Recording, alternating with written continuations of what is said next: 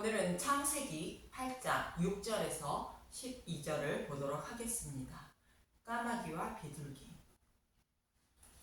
온 땅에 재앙이 가득하므로 하나님은 홍수로 심판을 하시는데 노아에게는 은혜를 베풀어 주셔서 방주를 만들게 하시고 노아의 가족만 방주에 들어가 구원을 받고 모두 심판을 받게 됩니다. 그리고 심판이 끝나자 여호와께서 바람이 불게 하심으로 물이 점점 줄어들게 되는데 이 모습은 큰 동풍을 불게 하여 홍해를 가르시고 이스라엘 백성을 마른 땅으로 바다를 건너게 하는 모습과 같은 의미로 암탉이 자기 새끼를 품에 안고 보호하고 있는 모습처럼 자신의 백성을 품에 곧 방주에 안고 보호하시며 여호와께서 예비하신 땅으로 인도하는 모습인 것입니다. 이 모습은 예수님이 자신의 백성을 품에 안으시고 십자가에서 죽으시고 지옥불의 고통도 받으신 후에 부활하심으로 예수님 품에 안겨 있는 저와 여러분이 생명을 얻게 되는 모습을 모형하고 있는 사건인 것입니다. 이 모습을 사도 바울은 로마서 6장 3절에서 4절에 이렇게 말합니다. 로마서 6장 3절 무릇 그리스도 예수와 합하여 세례를 받은 우리는 그의 죽으심과 합하여 세례를 받은 줄을 알지 못하느냐. 그러므로 우리가 그의 죽으심과 합하여 세례를 받음으로 그와 함께 장사되었나니 이는 아버지의 영광으로 말미암아 그리스도를 죽은 자 가운데서 살리심과 같이 우리로 또한 새 생명 가운데서 행하게 하려 함이라. 우리가 생명을 얻는 것은 예수님이 우리를 안으시고 십자가에서 죽으시고 지옥불의 고통도 받으시고 생명으로 부활하심으로 우리가 지옥불에 들어가지 않고 생명을 얻게 되었다는 것입니다. 이 말씀과 같이 홍수 심판의 말씀을 베드로전서 3장 20절에서 21절에 이렇게 말합니다. 베드로전서 3장 20절 그들은 전에 노아의 날 방주를 준비할 동안 하나님이 오래 참고 기다리실 때에 복종하지 아니하던 자들이라. 방주에서 물로 말미암아 구원을 얻은 자가 몇 명뿐이니 겨우 8명이라.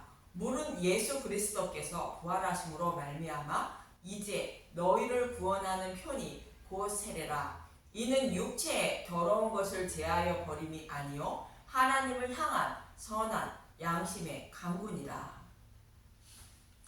노아의 홍수 사건의 물은 예수님의 죽으심과 부활이라는 것으로 우리가 받을 홍수 심판을 예수님이 우리를 품에 안으시고 홍수 심판을 받으시고 부활하심으로 우리가 생명을 얻게 되는 세례를 받았다는 것입니다. 이 말씀은 아담과 하와의 죄악과 자신의 죄악으로 반드시 지옥불의 고통을 받아야 하지만 예수님이 우리를 품에 안으시고 지옥불의 고통을 받으심으로 우리는 지옥불의 고통을 이미 받은 것이 되어 지옥에 들어가지 않아도 된다는 뜻입니다. 구약에서는 이 모습을 대제사장이 입는 옷을 통하여 잘 말해주고 있습니다. 대제사장이 입는 옷을 입고 그 위에 앞치마와 같은 에봇을 입게 되고 에봇 위에 판결 흉패를 달게 됩니다. 이 판결 흉패에는 이스라엘의 12이름을 새긴 보석을 달게 되고 또 어깨에는 동일하게 6이름을 새긴 보석을 양쪽에 달게 됩니다. 이 모습이 대제사장 대신 예수님이 자신의 백성을 가슴에 안고 어깨에 무덤을 태우고 있는 모습입니다. 자신의 백성을 품에 안으시고 죄를 대속하시고 지옥불의 고통도 받으심으로 예수님 안에 있는 우리는 모든 죄를 사함받아 지옥불의 고통을 받지 않게 됨을 말하는 것입니다. 이처럼 노아의 홍수 심판은 우리의 대제사장인 예수님이 우리를 품에 안으시고 십자가에서 대속해 주시고 지옥불의 고통을 받으신 후 부활하심으로 우리가 생명을 얻는 모습을 방주를 통하여 모형으로 보여주고 있는 것입니다. 이렇게 예수님이 대신 심판을 받으심으로 물이 점점 줄어들게 되는데 이 모습은 다른 복음이 물러가고 진리의 말씀이 밝히 드러난 복음의 시대가 됨을 말하고 있는 것이며, 개인적으로는 다른 복음을 따르던 내가 하나님의 은혜로 복음을 깨닫기 시작하는 것을 의미합니다. 그래서 노아는 창문을 열고 물이 줄어드는지 확인을 하는데 본문 6절을 봅니다. 창세기 8장 6절 40일을 지나서 노아가 그 방주에 낸 창문을 열고, 40일을 지났다는 것은 새로운 시대를 예고하는 것으로 애굽에 있던 이스라엘 백성들이 4대 만에 출애굽하는 모습과 같은 의미로 42대 만에 약속대로 예수님이 육신의 몸을 입고 오심을 의미하는 말씀인 것입니다. 마태복음 1장 17절을 보면 그런즉 모든 대수가 아브라함부터 다윗까지 연례되어 다윗부터 바벨론으로 사로잡혀 갈 때까지 연례되어 바벨론으로부터 사로잡혀 간 후부터 그리스도까지 연례되더라. 예수님이 42대 만에 약속대로 오셨다고 말씀하시는 것으로 예수님이 오셔서 죽으시고 부활하심으로 복음의 시대가 시작되는 것입니다. 그래서 노아는 42대 만에 예수님이 곧 약속하신 메시아가 오셨는지 확인하기 위하여 먼저 까마귀를 내놓게 됩니다. 창세기 8장 7절 까마귀를 내놓음에 까마귀가 물이 땅에서 마르기까지 날아 왕래하였더라. 여기서 까마귀는 죽은 것을 먹는 것으로 부정한 짐승인데, 하나님 앞에 부정한 것은 율법을 지켜 의롭다 여김을 받으려는 자들을 말합니다. 까마귀가 죽은 것을 먹는 것처럼 진리의 말씀이 아닌 죽음에 이르는 율법을 곧 다른 복음을 먹는 사람이 하나님 앞에 부정한 자들인 것입니다. 노아가 먼저 까마귀를 내놓은 것은 하나님은 출애굽한 이스라엘 백성들에게 율법을 먼저 주신 것입니다. 율법만 먹으면 까마귀와 같이 부정한 것으로 하나님은 이스라엘 백성에게 까마귀와 같이 부정한 율법을 먼저 주신 것입니다. 하나님이 율법을 주신 이유는 죄인임을 깨닫고 장차 오실 그리스도께 인도하기 위하여 주셨다고 사도 바울은 말합니다. 로마서 3장 20절 그러므로 율법의 행위로 그의 앞에 의롭다 하심을 얻을 육체가 없나니 율법으로는 죄를 깨달음이니라. 이같이 율법이 우리를 그리스도께로 인도하는 초등교사가 되어 우리로 하여금 믿음으로 말미암아 의롭다함을 얻게 하려 함이라. 이처럼 하나님은 율법을 먼저 주어 죄인임을 깨닫게 하여 장차 오실 메시아를 소망하며 살아가게 하기 위한 것입니다. 그런데 까마귀가 왕래하였다는 것은 아직도 복음이 밝히 드러나지 않은 율법 시대임을 곧 다른 복음을 의미하는 것이며, 율법만 먹고 있는 시대라는 의미로 예수님이 오시지 않은 상태임을 말합니다. 율법을 먼저 주신 후에 율법으로 죄인임을 깨닫게 하시고 예수님을 보내주시게 되는데, 본문 8절을 보면 창세기 8장 8절 그가 또 비둘기를 내놓아 지면에서 물이 줄어들었는지 알고자 하매 온 지면에 물이 있으므로 비둘기가 발 붙일 곳을 찾지 못하고 방주로 돌아와 그에게로 오는지라. 그가 손을 내밀어 방주한 자기에게로 받아들이고. 이번에는 노아가 까마귀를 대신하여 비둘기를 내놓았지만 방주로 돌아오자 비둘기를 방주 안으로 받아들이게 됩니다. 온 지면에 물이 있다는 것으로 아직은 율법 시대라는 뜻이며 복음이 밝히 드러나지 않은 시대라는 뜻으로 예수님이 오셨지만 죽으시고 부활하지 않은 상태를 말합니다. 그 후 7일을 기다려 비둘기를 방주에서 내놓게 됩니다. 창세기 8장 10절 또 7일을 기다려 다시 비둘기를 방주에서 내놓음에 7일은 완전수로 하나님이 정하신 때를 말합니다. 하나님이 이스라엘 백성에게 먼저 율법을 주시고 때가 참에 자신의 백성을 구원해 주시기 위하여 예수님을 십자가에 내어주신 것을 의미합니다. 먼저 율법을 주시고 후에 예수님을 보내주시는 모습을 사도 바울은 갈라디아서 4장 1절에서 5절에 이렇게 말합니다. 갈라디아서 4장 1절 내가 또 말하노니 유업을 이을 자가 모든 것의 주인이나 어렸을 동안에는 종과 다름이 없어서 그 아버지가 정한 때까지 후견인과 청지기 아래 있나니. 사도 바울은 율법을 먼저 주신 의미를 설명하기 위하여 선대로부터 물려받은 사업을 이어받을 자를 예를 들어 설명하고 있는데 그가 어렸을 때에 사업을 이어받으면 사업이 망하기 때문에 종과 같이 사업을 이어받지 못한다는 것으로 사업을 이어받아 잘 경영할 수 있을 때까지 아버지는 아들을 대신하여 사업을 맡아 경영하는 경영 전문가에게 맡기는 것처럼 교육 전문가에게 아들을 맡겨 교육시키는 모습과 같다는 것입니다. 갈라디아서 4장 3절 이와 같이 우리도 어렸을 때 이 세상의 초등학문 아래에 있어서 종노릇 하였더니 하나님도 자신의 백성을 구원하시는 모습이 이와 같다는 것으로 자신이 하나님 앞에 죄인임을 모르므로 죄인임을 알게 하시기 위하여 율법을 주어 지키라 명령하셨던 것입니다. 마치 사회에 나가 잘 적응할 수 있는 기초 지식을 가르치는 초등학생이 배우는 학문과 같은 것이 하나님이 이스라엘 백성에게 주신 율법이라는 것입니다. 이 말씀을 초등학문 아래에서 종로를 타고 있다고 말하는 것으로 율법에게 죄인임을 가르침을 받고 있다는 것입니다. 이처럼 저와 여러분이 믿음이 오기 전까지는 율법에 매여 믿음의 자녀가 되기 위한 기초 지식을 쌓게 되는 것입니다.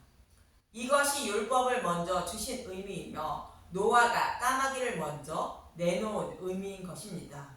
그리고 때가 이름에 믿음에 이르게 되는데 갈라디아서 4장 4절 때가 참에 하나님이 그 아들을 보내사 여자에게서 나게 하시고 율법 아래에 나게 하신 것은 율법 아래에 있는 자들을 속량하시고 우리로 아들의 명분을 얻게 하려 하심이라.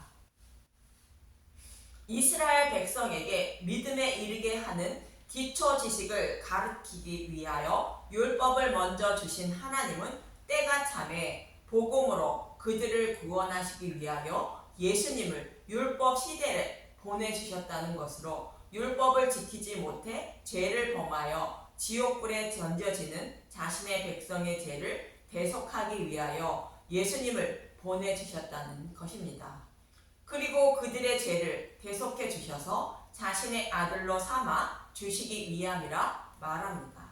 이 말씀대로 예수님은 자신의 백성을 구원하시기 위하여 죽으시고 생명으로 부활하게 되는 것입니다. 이 말씀이 7일을 기다려 비둘기를 내놓았다는 말씀인데 본문 11절을 보도록 하겠습니다. 창세기 8장 11절 저녁 때에 비둘기가 그에게로 돌아왔는데 그 잎에 감람나무 새 잎사귀를 잇는지라 이에 노아가 땅에 물이 줄어든 줄을 알았으며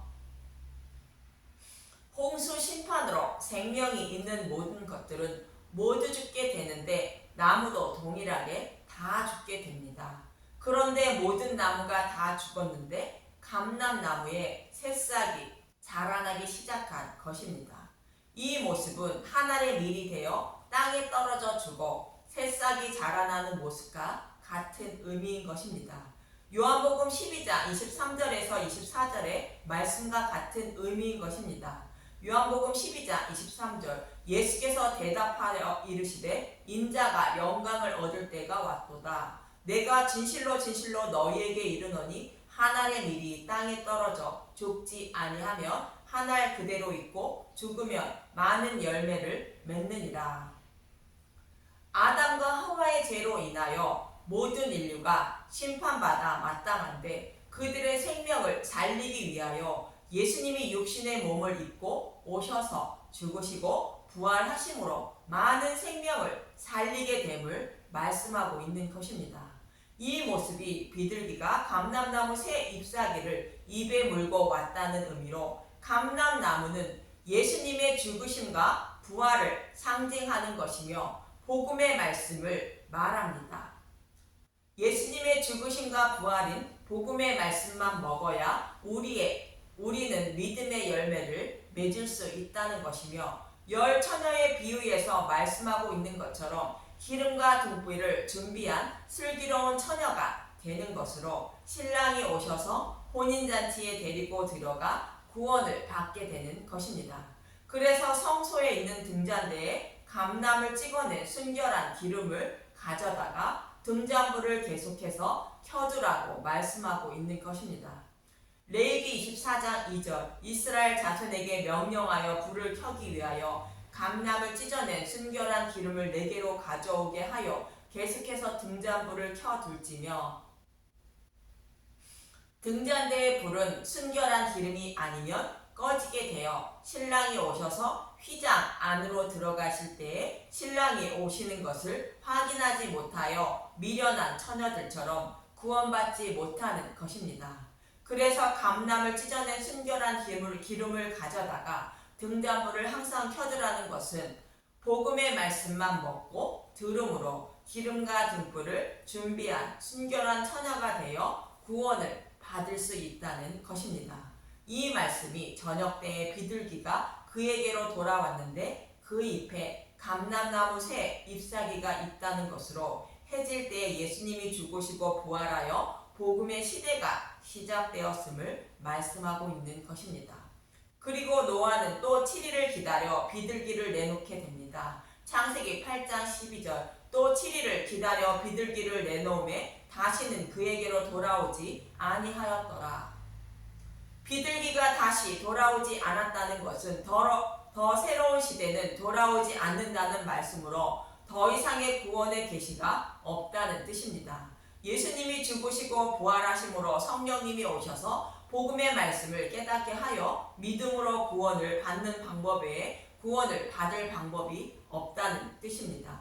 히브리서 1장 1절에서 2절은 이렇게 말합니다. 히브리서 1장 1절 하나님이 아들을 통하여 말씀하시다 옛적의 선지자들을 통하여 여러 부분과 여러 모양으로 우리 조상들에게 말씀하신 하나님이 구약의 모든 성경의 말씀이 예수님에 대하여 말씀하고 있다는 것으로 예수님이 오셔서 우리의 죄를 대속하시고 구원하실 것을 모형과 그림자로 말씀하고 있었다는 것입니다. 그리고 때가 차매 예수님을 보내주시게 됩니다. 히브리서 1장 2절 이 모든 마지막에는 아들을 통하여 우리에게 말씀하셨으니 이 아들을 만유의 상속자로 세우시고 또 그로 말미암아 모든 세계를 지으셨느니라. 복음으로 우리를 구원하실 것을 이미 우주 만물을 창조하시기 전에 계획하셨다는 것입니다. 그래서 이 복음의 말씀을 믿는 믿음 외에 다른 방법으로 구원받을 방법이 없다고 이 모든 마지막에는 말하는 것입니다. 이 말씀이 비둘기가 돌아오지 않았다는 말씀입니다. 그래서 저와 여러분이 감사해야 하는 것은 우리의 열심과 노력으로 구원을 받는 것이 아니라 예수님이 저와 여러분을 사랑하사 품에 안으시고 지옥불의 심판을 대신 받으심으로 우리가 구원을 받게 되는 것입니다. 다니엘서 3장 25절의 말씀과 같은 의미인 것입니다. 다니엘서 3장 25절 왕이 또 말하여 이르되 내가 보니 결박되지 아니한 내 사람이 불 가운데로 다니는데 상하지도 아니하였고 그 넷째의 모양은 신들의 아들과 같도다 하고 느부갓네살이 맹렬히 타는 풀무불 악이 가까이 가서 불러 이르되 지극히 높으신 하나님의 종 사드락 메삭 아벳느고야 나와서 이리로 오마 하매 사드락 메삭과 아벳느고가 불 가운데서 나온지라. 하나님은 저와 여러분을 이렇게 사랑하심을 알고 믿을 때 구원을 받는 것으로 늘 예수님께 감사하며 예수님에 대하여 알기에 힘쓰고 애써야 하는 것입니다. 그런 저와 여러분이 되시길 간절히 소망하며 기도합니다. 감사합니다.